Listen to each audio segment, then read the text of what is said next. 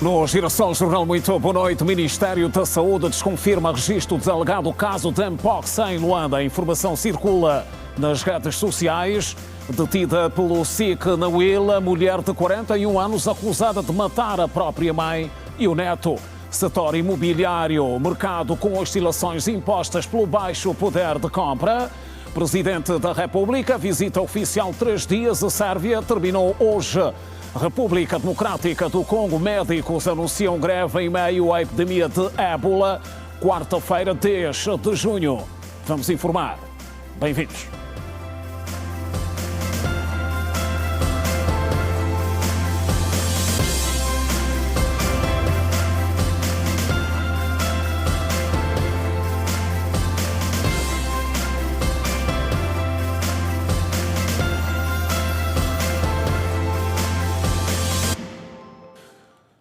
Outra vez, muito boa noite. No Lubango, província da Huila, uma mulher de 41 anos foi detida pelo SIC, acusada de matar a pauladas a própria mãe e o neto durante uma suposta sessão espiritual. O SIC deteve na cidade de Lubango uma mulher de 41 anos de idade acusada de matar a paulada a própria mãe e o neto. De acordo com o porta-voz do SIC na Huila, o crime ocorreu quando a suspeita alegou ter poderes espirituais e que faria orações para curar a criança que sofria de paralisia. O inspetor Segunda Quitumba adianta que durante a suposta sessão espiritual e sem motivo aparente a suspeita usou um pau para agredir até a morte o neto de 6 anos e a sua própria mãe de 65 anos de idade. Este facto ocorreu por volta das 20 horas, à altura que a suspeita terá pedido aos pais do menor que levasse até em sua casa, visto que o menor tinha os membros todos paralisados e ela, fazendo-se passar por conhecedora da palavra de Deus e espiritualidade acima de tudo, faria algumas orações para o efeito. No entanto, no decorrer da sessão, a mesma recorreu a um instrumento contundente pau, com o qual desferiu vários golpes na criança, levando à morte imediata. Em ato contínuo, também agrediu mortalmente com o mesmo instrumento a mãe, que terá de forma parcial presenciado a agressão contra a criança. A detida já foi presente ao Ministério Público e vai aguardar a tramitação do processo crime por duplo homicídio em prisão preventiva. E aqui em Luanda teve início hoje na Direção-Geral do SIC o julgamento de 6 efetivos indiciados dos crimes de abuso de cargo, introdução em casa alheia e ainda subtração ilícita de 63 botijas de gás de cozinha. O caso aconteceu em outubro de 2022.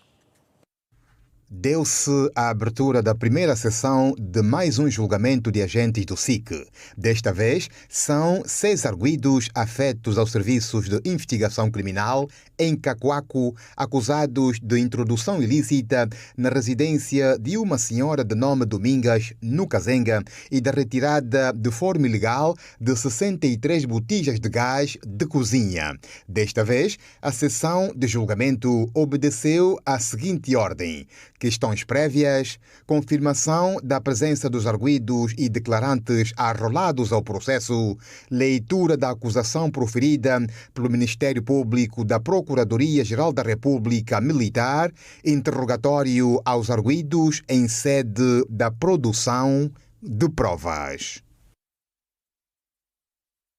O Ministério da Saúde esclarece que não são verdadeiras as informações postas a circular nas redes sociais que dão conta do registro de um alegado caso de Mpox, varíola dos macacos, no município do Saquele, província do Icolibengo, cujo paciente é uma criança de 5 anos que no passado domingo deu a entrada no Hospital Pediátrico David Bernardino, aqui em Luanda.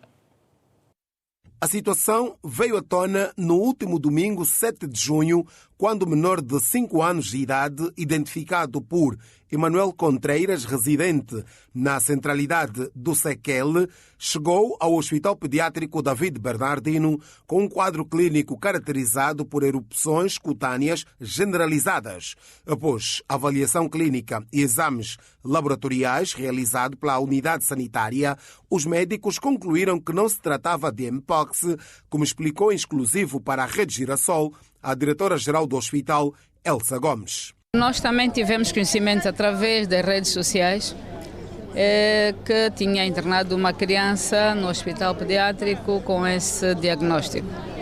Na verdade, o hospital internou um menino que tem um problema da pele, portanto tem uma doença da pele, e que as pessoas confundiram com a varíola do macaco. Claro que pela clínica semelhante a essa doença, todos estes doentes que internam, o hospital solicita o exame para comprovar o diagnóstico no Instituto Nacional de Saúde Pública. Segundo a mãe do menor, este apresentou os primeiros sintomas no passado dia 1 de junho, ao manifestar inicialmente sob forma de lesões cutâneas na face e nas mãos, sendo que nos dias subsequentes constatou-se a progressão das lesões para outras partes do corpo, evoluindo para vesículas e pústulas, encontrando-se algumas já em fase de crosta no momento da observação clínica. Elsa Gomes refere que a criança está isolada em acompanhamento constante,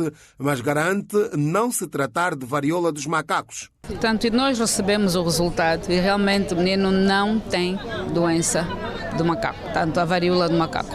Portanto, não é uma varíola do macaco. Não, o menino está estável neste momento. Claro que ele está isolado porque todo doente em que nós não temos o diagnóstico definitivo, tomamos as medidas necessárias, mas o menino está bem.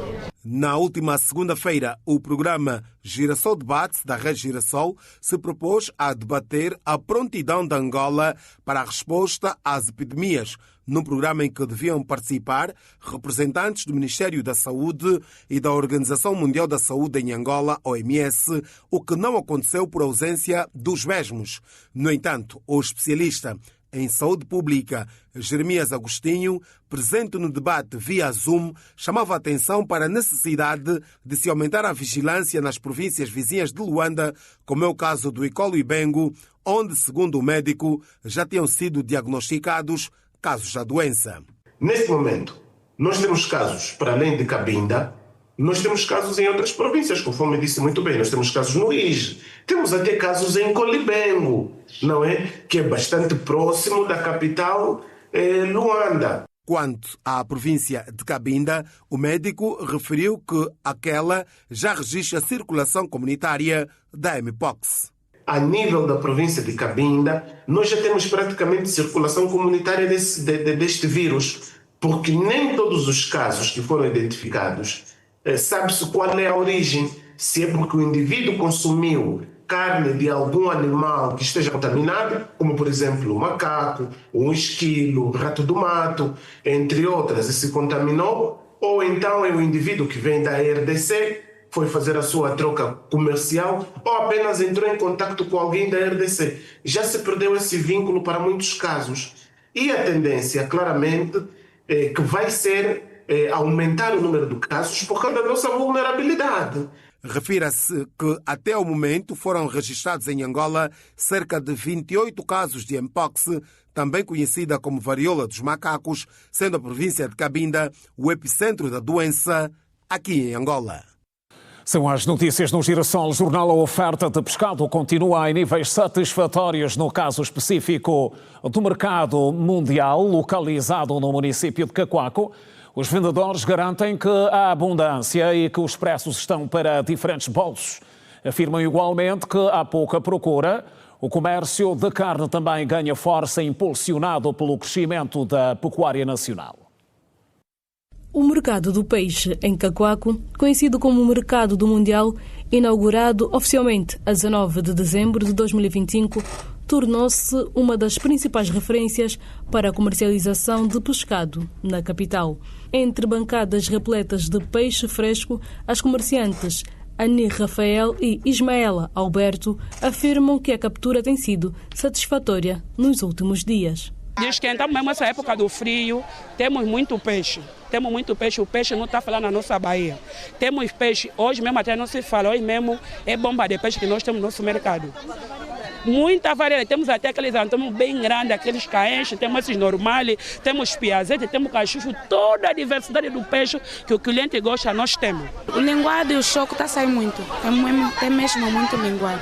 Os preços variam em função do tamanho, da espécie e da quantidade adquirida, permitindo opções para diferentes perfis de compradores. O preço do peixe, na verdade, está acessível. Hoje, quarta-feira, temos a abundância de peixe no nosso mercado.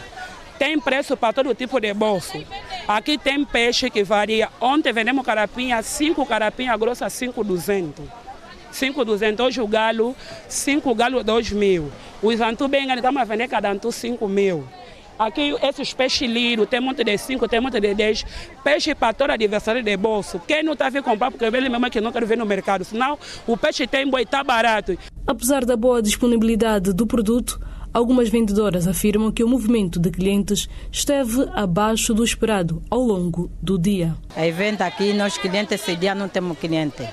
Camarão de manhã, estou aqui ainda nenhuma medida não vendi, não estou conseguindo vender. Cliente não tem mesmo. Está mesmo muito lento. E tem dias que normalmente fica muito agitado. Mas eu acho que assim, nesse caso está melhor. Hoje está mais ou menos, né? Não sei lá à frente, mas aqui está mais ou menos o peixe. Para além do comércio de peixe, a venda de carne também tem registrado crescimento. O aumento da produção pecuária nacional, com milhões de cabeças de gado distribuídas entre bovinos, caprinos, suínos, ovinos e aves, tem contribuído para a expansão de talhos e pequenos negócios ligados ao setor. No mercado desde 2017, Leandro Chaewa explica que adquire gado proveniente de uma fazenda no Porto Ambuim, destacando a qualidade e os benefícios da carne comercializada. Nosso boi vem na fazenda no Porto Ambuim, porque lá o boi está mais saudável, está mais saudável. A vacina tudo tem, por isso que prefiro comprar lá. O comerciante explica ainda os diferentes cortes realizados na carne, um processo que, segundo afirma, ajuda a preservar a qualidade do produto e a evitar desperdícios.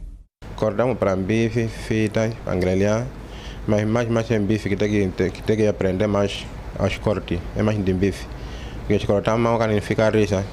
Eu se a cliente vai vender a carne, vai falar nunca mais vou ir porque a carne estava risa. A cliente, se ele vende a carne, ela fala, deixa eu cortar na minha casa, corta a mão, foge, não vai vir mais.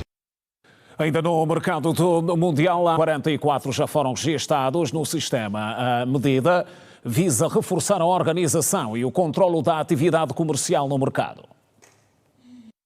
Bater o ponto ou registrar a impressão digital num sistema biométrico ainda é uma novidade para muitos comerciantes. A nova realidade começou a ser implementada no mercado do peixe em Cacoaco, popularmente conhecido como Mercado do Mundial.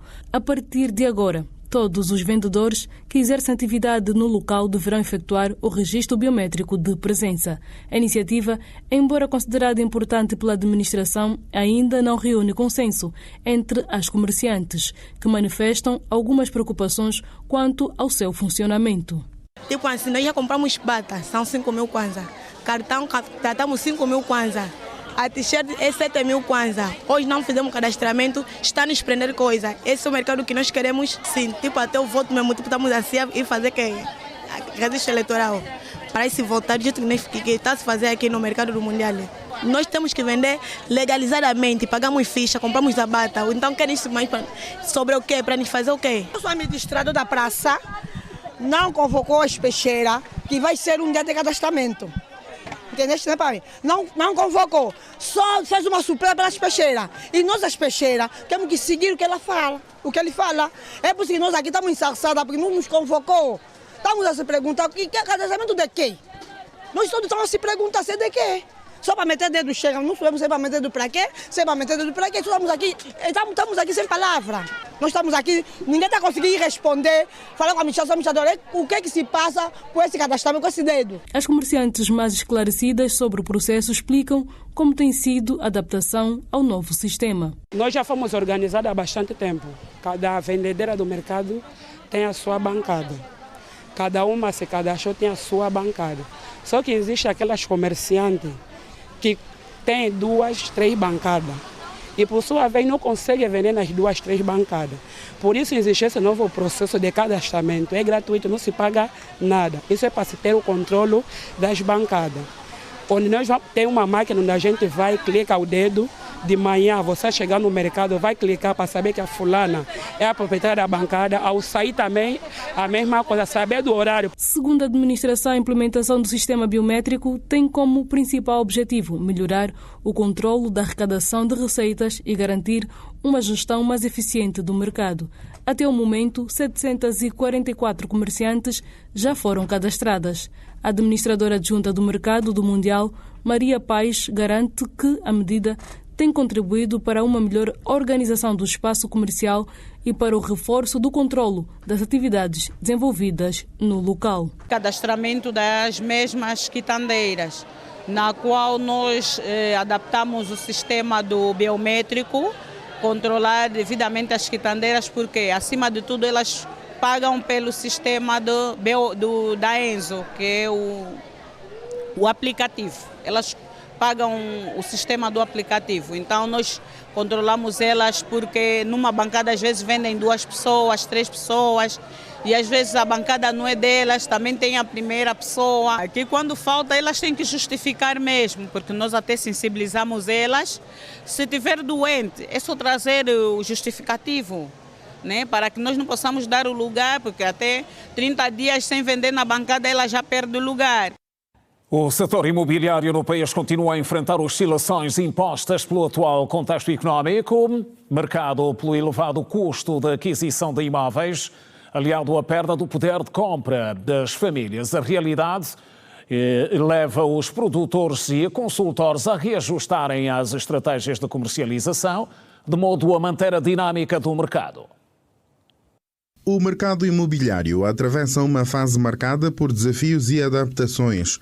Embora continuem a surgir novos empreendimentos, os profissionais do setor reconhecem que a procura não acompanha na mesma proporção a oferta disponível, sobretudo devido às limitações financeiras enfrentadas por grande parte dos potenciais compradores. O setor imobiliário é um setor que eu posso dizer que ele tem altos e baixos. Nós começamos o ano com ele um bocado em baixo. Neste momento ele começa a subir. Nós dependemos de vários fatores para com que o mercado imobiliário esteja em alta. Ou seja, dependemos da banca. Em Angola nós dependemos muito do mercado petrolífero. Isso é que dita muitas regras da compra, venda e arrendamento de alguns imóveis. Ou seja, da oferta, ou seja, nós precisamos que os construtores continuem a construir para nós podermos também vender e arrendar. A procura continua, também já há oferta, mas parece que não há um casamento. Quem quer vender hoje ainda pensa em dólares, vai precificar a venda em dólares, mas quem está a comprar só pensa e só tem kwanzas.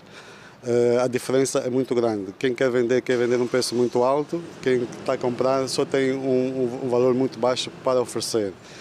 E não estamos a usar o valor real do mercado. Então temos muitos imóveis à venda, mas que não são vendidos porque o preço está muito alto. O comportamento do mercado tem sido caracterizado por altos e baixos, influenciado pelo custo de vida atual, pelas condições de acesso ao crédito e pela capacidade de endividamento das famílias, segundo os consultores e promotores de imóveis. Hoje em dia, o perfil dos nossos clientes praticamente são clientes que procuram adquirir casas a partir de crédito bancário, especialmente pelo aviso 9. Mesmo assim, a capacidade de compra desses clientes é uma capacidade diminuta. Eu vou vos dar um exemplo. A grosso modo, a pessoa pode buscar de financiamento 50 vezes o que ganha. Então, a pessoa, para comprar um imóvel de 50 milhões, precisa ganhar 1 milhão de kwanzas.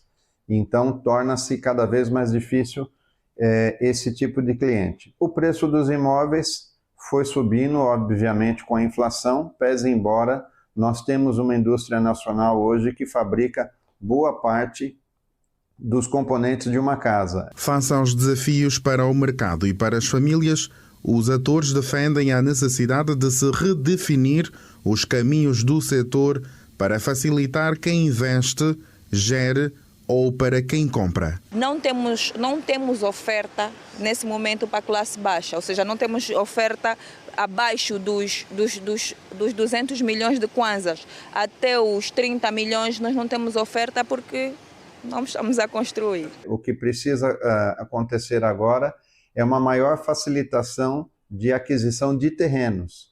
Então, para isso, já falamos em ocasiões anteriores, é preciso criar-se cada vez mais loteamentos, porque uma vez que o poder de compra da população é um poder mais baixo, nós temos que arrumar um produto que caiba no bolso dessa população.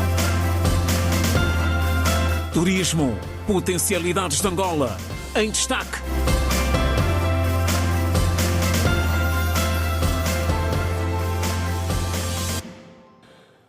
O Presidente da República, João Lourenço, terminou nesta quarta-feira visita oficial de 3 dias à Sérvia, marcada pela assinatura de 10 instrumentos jurídicos destinados a impulsionar a cooperação económica e o investimento privado. A deslocação do estadista angolano abriu uma nova etapa nas relações entre Angola e a Sérvia, cujos laços históricos remontam à década de 1970, no período da antiga Jugoslávia.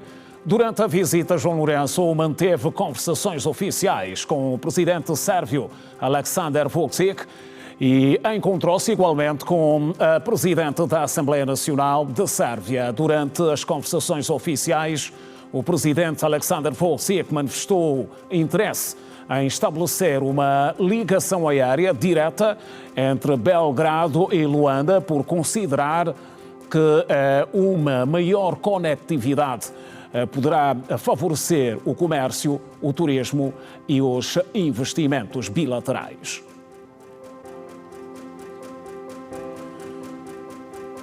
E empresários, investidores e instituições financeiras da Sérvia foram convidados a explorar o potencial que Angola oferece e a participar no processo de transformação económica em curso. O desafio foi lançado pelo Presidente da República, João Lourenço, ao discursar na abertura de uma mesa redonda que reuniu empresários angolanos e sérvios. João Lourenço disse que Angola cria condições para transformar-se num importante centro. Investimentos públicos em infraestruturas de transporte, geração de energia elétrica, captação, tratamento e distribuição de água, cobertura de telecomunicações e equipamentos sociais de qualidade. A nossa economia está a crescer e a diversificar-se, mas temos ainda necessidades e oportunidades em setores críticos em que gostaríamos de ver mais investimento privado. Destaco os setores da agricultura e pecuária, incluindo máquinas e equipamentos de apoio, a indústria farmacêutica e automóvel, o turismo e a economia digital, mas também todos os outros setores que se mostrem de interesse para os investidores da Sérvia. Pretendemos fomentar parcerias ativas, potenciadoras de desenvolvimento econômico e social, sustentável e inclusivo, e que possam promover a integração econômica no contexto regional e global. Com as infraestruturas que se vêm disponibilizando, Angola cria condições para se transformar num importante centro logístico continental. Estamos a realizar um forte investimento na construção e modernização de grandes portos e aeroportos. João Lourenço disse ainda que Angola tem feito grande investimento na produção de energia hidroelétrica e fotovoltaica e nas linhas de transportação da energia reduzida. O corredor de Lobito conecta o Oceano Atlântico ao interior do continente, criando oportunidades para o comércio, a industrialização, a competitividade e a integração econômica na região central e austral africana. É grande o nosso investimento na produção de energia hidroelétrica e fotovoltaica e nas linhas de transportação da energia produzida para garantir o desenvolvimento econômico e social, alavancar as indústrias e assegurar o bem-estar das populações. Minhas senhoras, meus senhores, nenhuma economia consegue atingir o seu potencial sem parcerias dinâmicas que agreguem valor. Angola e a Sérvia têm, portanto, essa soberana oportunidade de complementariedade. Convido os empresários, os investidores e instituições financeiras sérvias presentes a interagirem com os empresários angolanos, a explorarem o potencial que o nosso mercado oferece. Estamos a informar, seguimos para o primeiro intervalo. Volte connosco. Até já.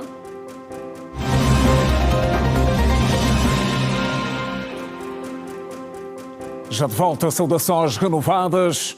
O secretário de Estado para os Recursos Minerais, Jânio Correia Vítor, trabalha na província da Huila. A jornada está inserida no quadro da estratégia de reforço das medidas que visam o combate à atividade de garimpo ilegal de ouro na região.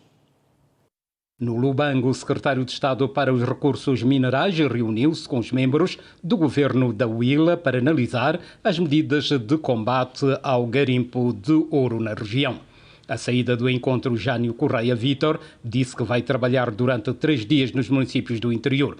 O objetivo é reunir com as empresas que têm licenças de exploração para debater a situação. O governante alertou que a exploração ilegal de ouro causa grandes prejuízos económicos ao Estado e afeta gravemente a sociedade e o ambiente. Vamos deslocar-nos aos municípios onde existe essa incidência. A nível do nosso setor, do nosso Ministério, nós trabalhamos com os titulares agora das concessões. Nós vamos visitar as concessões onde há incidência de exploração ilegal.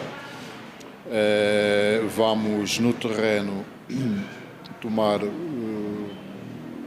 algumas decisões, e nós pensamos que depois iremos, tão logo nós chegamos na sexta-feira, iremos juntamente com o Governo, com Sua Excelência Governador, ver o que é melhor para nós terminarmos com estas práticas que prejudicam bastante a nossa economia, não só a economia, mas como também o tecido social e o ambiente. O secretário de Estado para os Recursos Minerais defende ainda que as empresas com concessões para exploração de ouro devem empregar os habitantes das regiões onde se situam as minas, com prioridade para os jovens. Temos que estudar soluções para que essas práticas não aconteçam, portanto, a prática de exploração ilegal.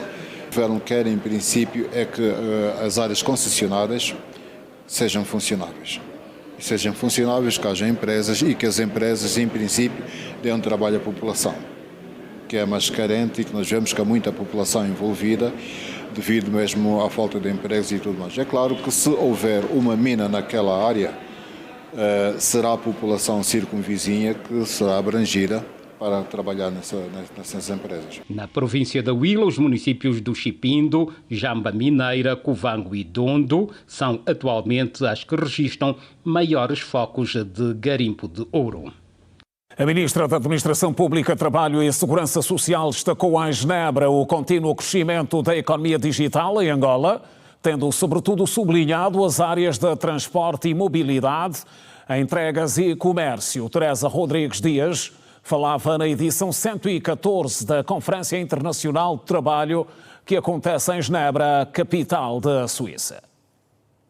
O aumento de utilizadores e a expansão dos serviços de internet, um pouco por toda Angola, está a contribuir para o desenvolvimento da economia digital no país. De acordo com a Ministra da Administração Pública, Trabalho e Segurança Social, Teresa Rodrigues Dias, os setores dos transportes e mobilidade, entregas e comércio são os mais procurados. Em Angola, a economia de plataformas digitais continua a ganhar força, sobretudo nas áreas de transporte, mobilidade, entregas e comércio digital. Este crescimento é impulsionado pelo aumento do acesso à internet, pela popularização dos smartphones e pela crescente utilização de soluções financeiras digitais que estão a mudar a uma forma crescente a utilização destas soluções financeiras e, portanto, as empresas e consumidores integram no dia a dia. Como exemplo, podemos citar o setor do comércio eletrónico e as fintechs. Ao discursar na edição 114 da Conferência Internacional do Trabalho, Formação profunda do mundo do trabalho, que exige respostas inovadoras, equilibradas e centradas na proteção dos trabalhadores, sem comprometer a dinâmica econômica, pois muitos trabalhadores de plataformas enfrentam situações de precariedade, ausência de proteção social e limitações no exercício dos seus direitos laborais. Na conferência, a ministra da Administração Pública, Trabalho e Segurança Social, Teresa Rodrigues Dias, disse ainda que a Operação Trabalho Digno, realizada pela IGT em 2025, constituiu uma intervenção estruturante no combate à precariedade laboral e na reposição da legalidade no tecido empresarial angolano. A governante sinalizou que o país registrou avanços quanto ao trabalho decente. Relativamente ao trabalho decente, queremos destacar que Angola deu um passo importante para a implementação do Sistema de Informação do Mercado de Trabalho, que conta com um apoio formal do Escritório País da OIT em Luanda. Queremos igualmente referir que o governo de Angola dá passos largos, em parceria com a OIM, Organização Internacional de Migrações, rumo à elaboração do esboço da Política Nacional da Migração Laboral. Da Conferência Internacional do Trabalho, que decorre de 7 a 12 deste mês, participam mais de 5 mil delegados, dos quais representantes dos 187 Estados-membros, empregadores e trabalhadores, assim como organizações internacionais e membros da sociedade civil.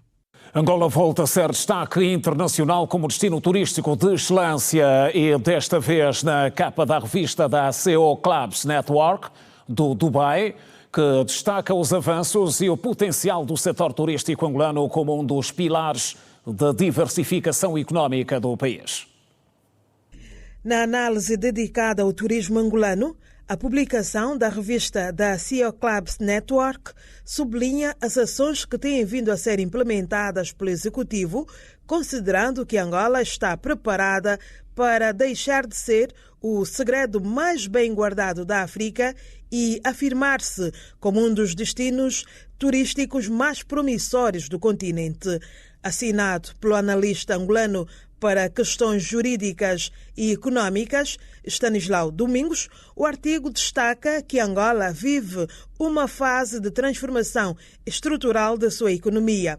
Após décadas de forte dependência do setor petrolífero, o país volta-se para o turismo como uma das indústrias mais resilientes e dinâmicas do comércio internacional. O artigo destaca ainda os sinais positivos do mercado, nomeadamente o crescente interesse de cadeias hoteleiras internacionais, aumento da chegada de navios cruzeiros ao país. A marca Visit Angola, concebida para fortalecer o posicionamento internacional do país e aumentar a sua visibilidade junto dos principais operadores turísticos mundiais, também foi destacada na publicação.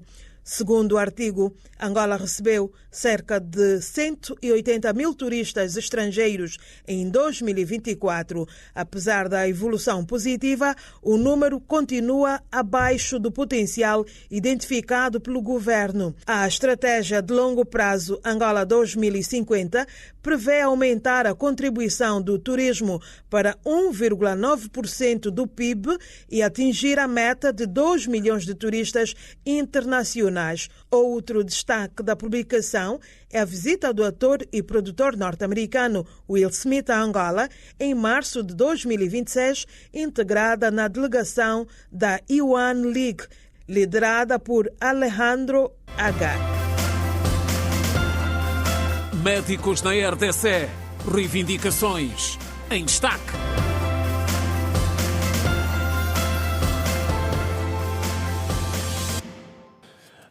Assinala-se hoje, 10 de junho, o Dia de Portugal. O Presidente da República endereça, por ocasião da data, uma mensagem ao povo e governo português. Passamos a ler na íntegra. Em nome do governo angolano e no meu próprio, tenho a honra de felicitar o povo, o governo português e Vossa Excelência pelo Dia de Portugal, de Camões e das comunidades portuguesas. Angola e Portugal partilham laços históricos, culturais e humanos profundos que se têm traduzido numa parceria sólida e mutuamente benéfica, assente no respeito mútuo, na confiança e na vontade comum de construir um futuro próspero para as nossas nações. Quero aproveitar esta ocasião para reafirmar o nosso forte compromisso de continuar a aprofundar as relações de amizade e a cooperação com a República Portuguesa em prol do progresso e da prosperidade dos nossos dois povos.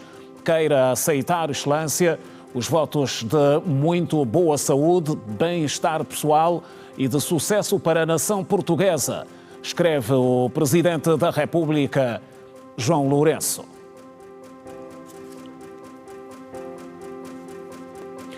Ora, atualidade fora de portas. Em meio à epidemia de ébola, médicos da República Democrática do Congo anunciaram greve a partir de 11 de junho.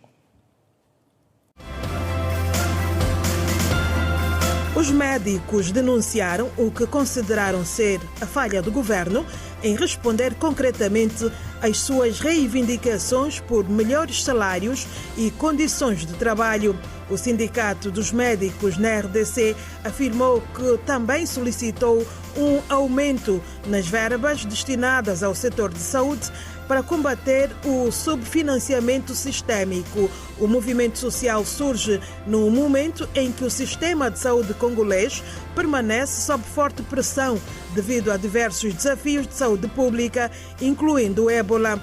Os sindicatos afirmaram que, embora a greve afete instalações em todo o país, os serviços de emergência continuarão a operar para garantir o atendimento aos pacientes mais vulneráveis. O governo continua a negociar com os representantes dos médicos para evitar uma interrupção prolongada dos serviços de saúde do país.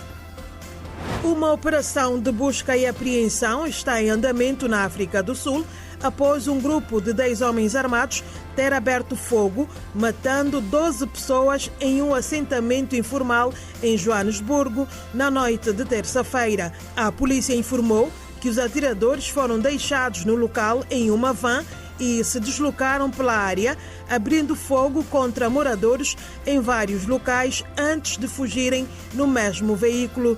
E os moradores relataram acreditar que o ataque está ligado a uma disputa territorial entre grupos de garimpeiros ilegais que vivem na região.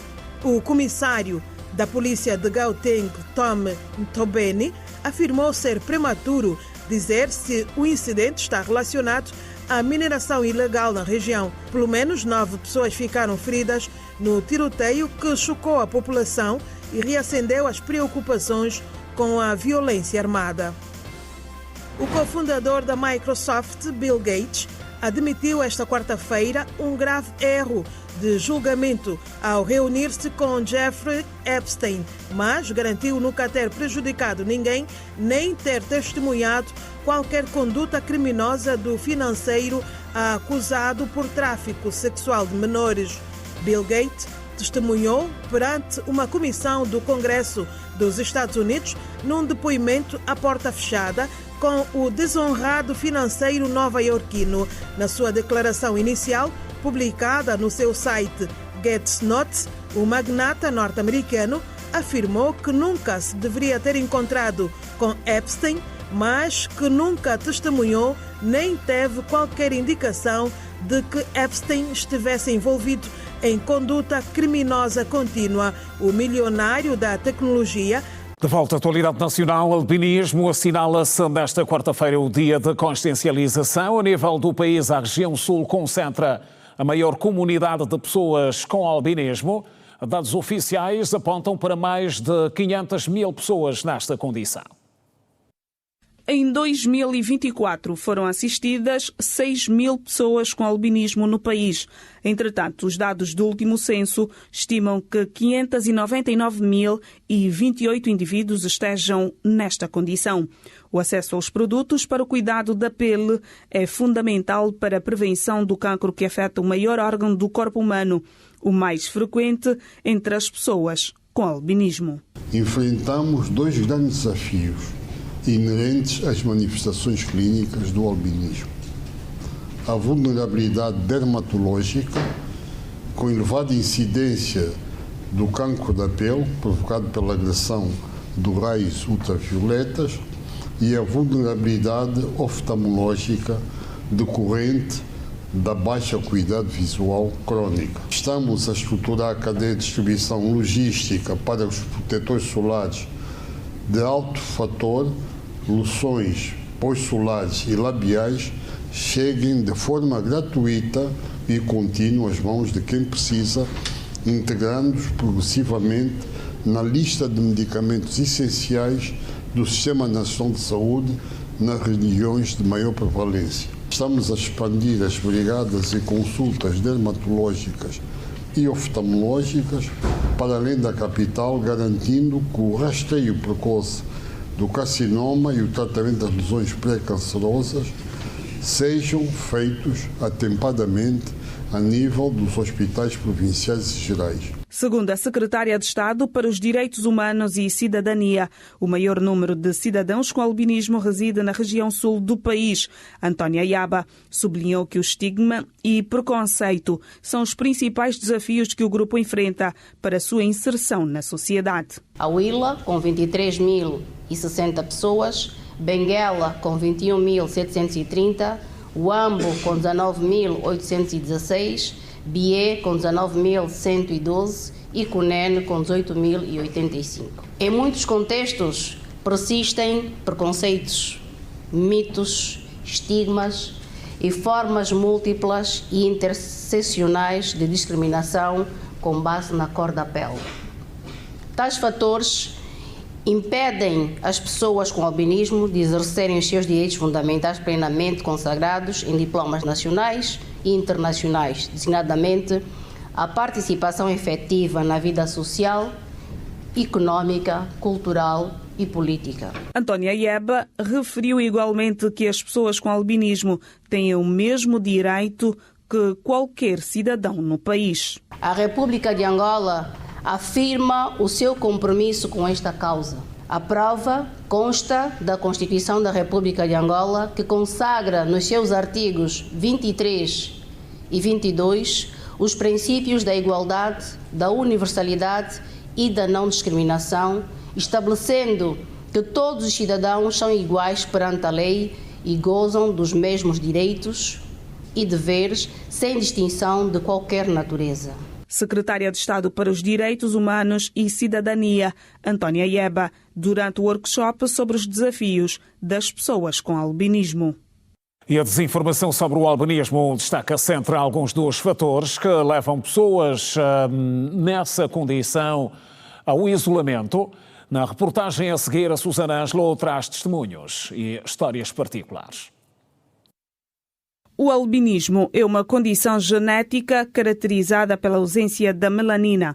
Segundo a médica Maria Almeida, para além dos desafios relacionados com a saúde, as pessoas com albinismo continuam a enfrentar preconceitos que contribuem para o seu isolamento social. O problema só está na pele e nada mais.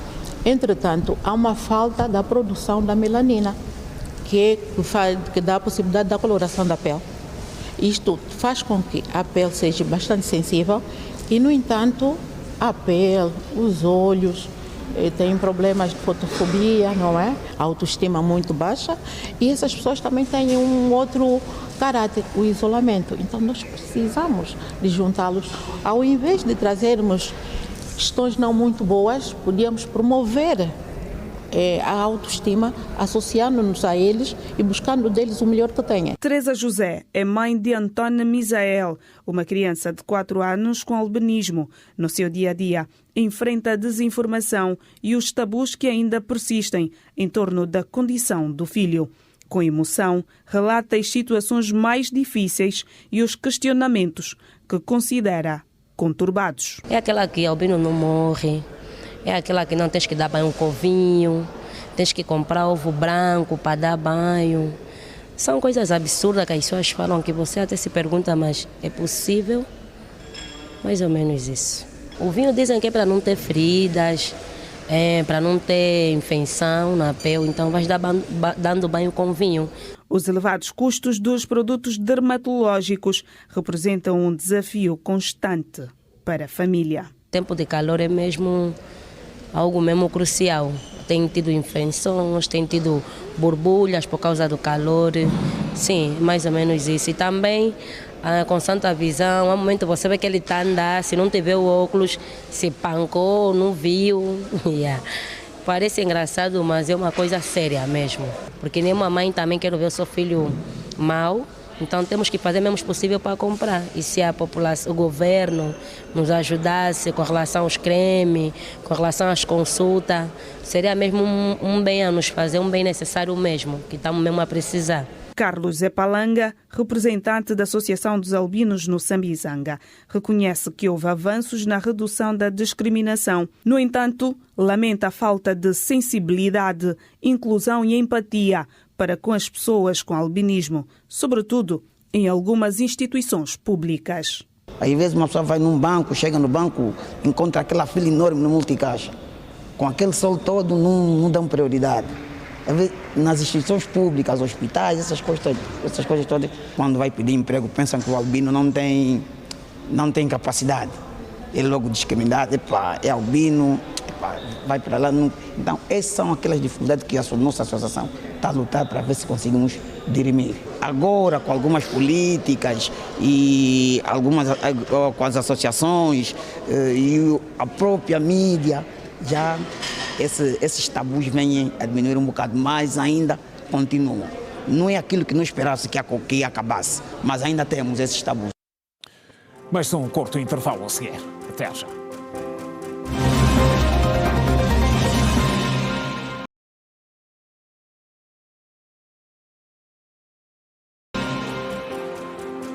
Ora, já de volta, desporto na ordem da atualidade. Bola o sexto, 1º de agosto e Sporting de Luanda efetuaram na noite desta quarta-feira a primeira partida de António Matamba.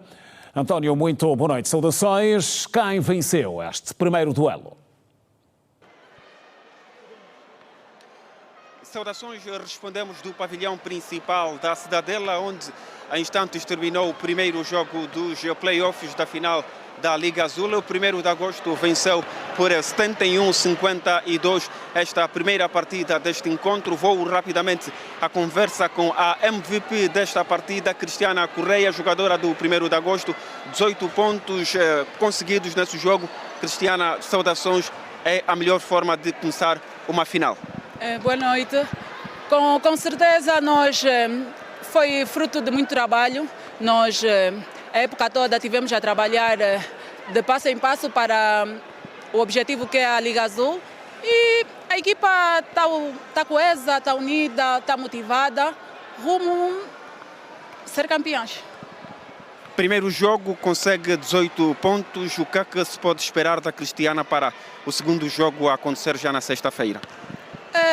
De jogo em jogo eu procuro dar sempre o meu melhor, o meu contributo à equipa, né? Rumo àquilo que são os objetivos da equipa, os meus objetivos também pessoais, e só podem esperar o melhor.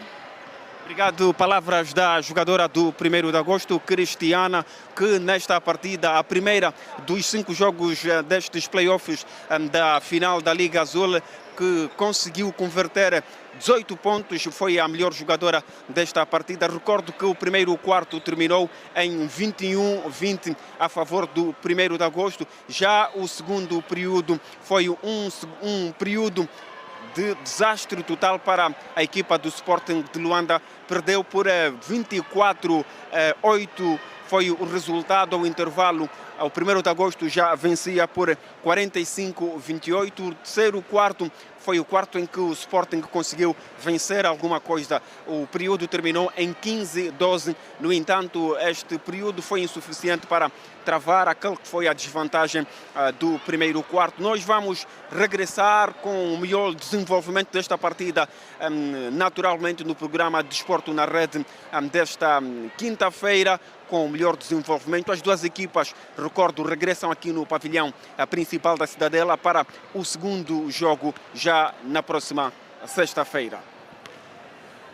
Ora, muito boa noite, António Matamba. E vão enterrar amanhã no cemitério Alto das Cruzes os restos mortais do antigo ministro das Relações Exteriores, Manuel Augusto, que faleceu recentemente em Luanda, vítima de doença. Homenagens derradeiras marcam a noite desta quarta-feira. Junta-se a nossa Fernanda Gonga com informações adicionais a partir do local onde decorre o velório. Fernanda, muito boa noite. Muito boa noite a todos em estúdio e também à vasta audiência da Rede Girassol. Respondemos a partir daqui do quartel-maior-general ex-R20, onde está a decorrer o programa de exéquias do antigo ministro das Relações Exteriores, Manuel Augusto, que morreu aos 69 anos de idade no dia 5 do corrente mês, vítima mesmo de doença. Nesta altura, conforme as imagens do nosso repórter de imagem nos dão a ver, é um momento de cânticos em que junta vários familiares e também amigos, colegas e compatriotas de Manuel Augusto, que se destacou ao longo do serviço da República de Angola na carreira diplomática, onde exerceu funções como embaixador de Angola junto das Nações Unidas e também em diversos países, e ocupou igualmente o cargo de secretário de Estado para as Relações Exteriores antes de ser nomeado ministro das Relações Exteriores, a função que desempenhou entre 2017 e 2020. Durante a sua trajetória política, integrou também a importantes órgãos de direção do MPLA. A data da sua morte, Manuel Augusto exercia as funções de secretário para as relações internacionais do Bureau Político do Comitê Central do MPLA e também de vice-presidente da Internacional Socialista. O antigo chefe da diplomacia angolana deixa um legado marcado pela dedicação ao fortalecimento das relações internacionais do país e à afirmação de Angola nos principais fóruns diplomáticos mundiais. Este é um líder que fica aqui marcado e deixa o seu legado a nível da diplomacia angolana e que está nesta altura aqui o corpo do antigo diplomata concentrado neste programa de cerimónia fúnebre, que está a contar com a leitura de várias mensagens vindas de vários organismos em que fez parte, e de acordo ao programa desta quinta-feira, dia do funeral, vai ser marcado também pela leitura de várias mensagens de várias instituições porque passou Manuel Augusto, dentre elas a Assembleia Nacional, o MPLA, também o Ministério das Relações Exteriores, também o Parlamento Africano e também a contar, claro, com a mensagem da família e o respectivo elogio fúnebre. Também vai ser homenageado, sendo deputado da Assembleia Nacional, aqui no quartel Nacional do Estado-Maior-General do Exército, ex-R20, onde estarão aqui titulares dos órgãos de soberania, membros do Birro Político do MPLA, governadores da província, governador, na verdade, da província de Luanda, vários deputados, membros do Executivo, membros do Comitê Central do MPLA e várias outras classes em que Manuel Augusto integrou ao longo da sua vida ao serviço mesmo do Estado angolano. Nessa altura estão aqui reunidos familiares, colegas de serviço, compatriotas e amigos de Manuel Augusto, que vai ser enterrado amanhã, 11 de junho de 2026, no cemitério do Alto das Cruzes. Nesta altura, como já falamos e respondemos a partir daqui do quartel do Estado-Maior-General do Exército, ex-R20, onde está a decorrer o velório familiar de Manuel Augusto, uma figura incontornável da diplomacia angolana, que deixa a família e amigos consternados pelo seu passamento físico de modo prematuro aos 69 anos de idade. Nessa altura é o essencial de informação que nós podemos avançar. Certamente que vamos colocar um ponto e vírgula, e certamente que a Rede Girassol vai continuar a levar todo aquele programa fúnebre que vai decorrer amanhã até ao cemitério dos Altos das Cruzes, onde vai ser sepultado Manuel Augusto, que morreu mesmo no dia 5 do corrente mês, aos 69 anos, vítima de doença. Nessa altura vai ser